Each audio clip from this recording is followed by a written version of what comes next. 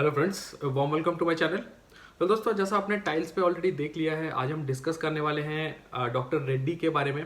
अब ये बहुत ज़्यादा लोगों ने मुझे ट्विटर पे भी पूछा है एंड लोगों ने व्हाट्सएप पे भी पूछा है कि डॉक्टर रेड्डी में एक्चुअली हुआ क्या है।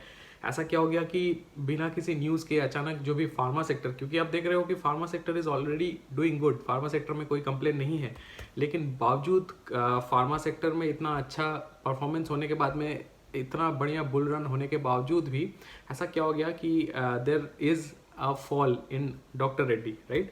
तो ये दोस्तों, अगर आप आज का चार्ट देखोगे and if you look into the price, you will see that doctor Reddy का कल का जो क्लोजिंग प्राइस था दैट वाज 5411। 5411 के प्राइस से it has actually corrected to 10.31%, जैसा कि क्लोजिंग प्राइस है, that is down by 558 rupees, almost 4800 के लेवल पे आ गया। It's a big fall in one day cap.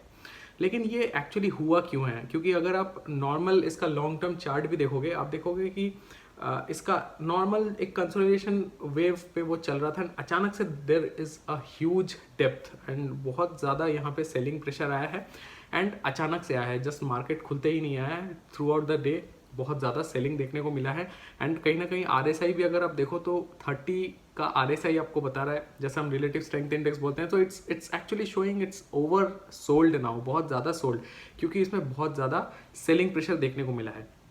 अभी इसके पीछे रीज़न क्या है, क्यों ऐसा हुआ है? सो दोस्तों, इसका अगर मैं आपको बहुत सिंपल शब्दों में ये बताऊं तो डॉक्टर रेड्डी जो फार्मा कंपनी है, this is not a company which only does business in India. ये अक्रॉस द ग्लोब इसका बिजनेस है। स्पेसिफिकली जो यूरोपियन कंट्री है, यूरोपियन कंट्री में इसका बिजनेस बहुत ज़्यादा होता है and one of the European countries, precisely Ukraine में क्या हुआ है कि वहाँ पे कुछ इलीगल पेमेंट्स पाया गया है विच the company has actually made to some of the doctors for some services।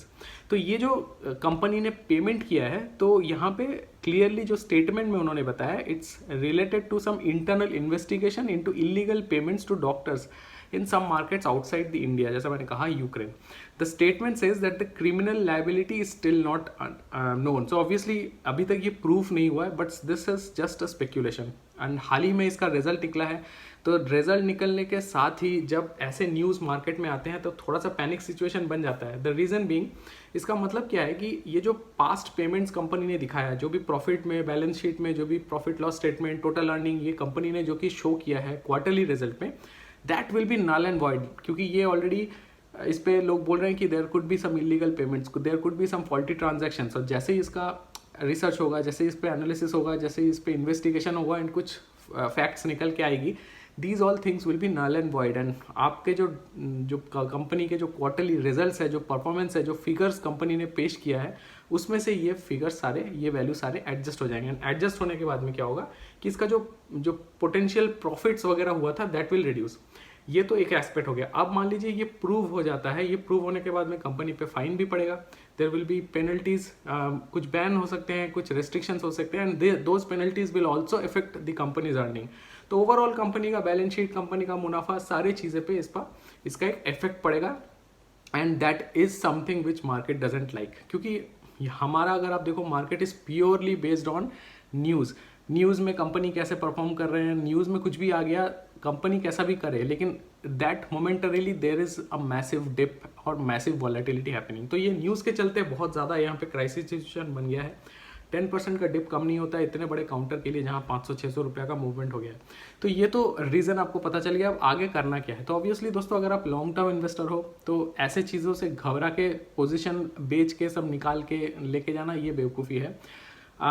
आपको अभी क्या करना है कि 1-2 दिन वॉच करना है कि इसका न्यूज़ क्या निकल के आता है। अगर आपके पास होल्डिंग है तो एक स्टॉप लॉस ज़रूर लगा के रखें, लेकिन अगर आपके पास विंडो है कि आप इसको आराम से होल्ड कर सकते हैं, थोड़ा पेशेंटली आप इसको देख सकते हैं, देन थोड़ा सा मार्केट वॉच करिए, देखिए इसका क्या इन्वेस्टिगेशन होता है, क्या रिजल्ट्स निकल के आता है एंड देन आप इस पर अपना डिसीजन ले सकते हो। लेकिन at this point of time panic selling, अचानक से हाँ न्यूज़ आ गया चलो सब बेच देते हैं, वो करने की ज़रूरत नहीं है। क्योंकि pharma sector is always doing good and doctor Reddy ने आपको अच्छा खासा पैसा बना के दिया है।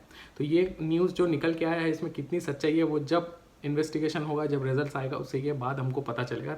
Till that point in time कोई पैनिक करने वाली यहाँ पे बात नहीं है। तो आप आराम से होल्ड करिए एंड आगे जब भी कोई इन्फॉर्मेशन आता है, मैं कोशिश करूँगा आपको टाइमली पहुँचाने की। Thank you so much video में बने रहने के लिए। अगर आपको लगा कि कंटेंट सही है एंड आपको इससे कोई फ़ायदा पहुंचा है तो चैनल को सब्सक्राइब करने में बिल्कुल कंजूसी ना करें। आप चाहो तो मुझे सोशल मीडिया पे भी फॉलो कर सकते हो, ट्विटर टेलीग्राम का लिंक दिया हुआ है, टेलीग्राम से जुड़िए ताकि आपको हर एक न्यूज़ के बारे में टाइमली अपडेट मिलता रहे। Thank you so much video में बने रहने के लिए। मैं बहुत जल्द हाजिर होता हूँ एक और इंटरेस्टिंग कंटेंट लेके। Take care.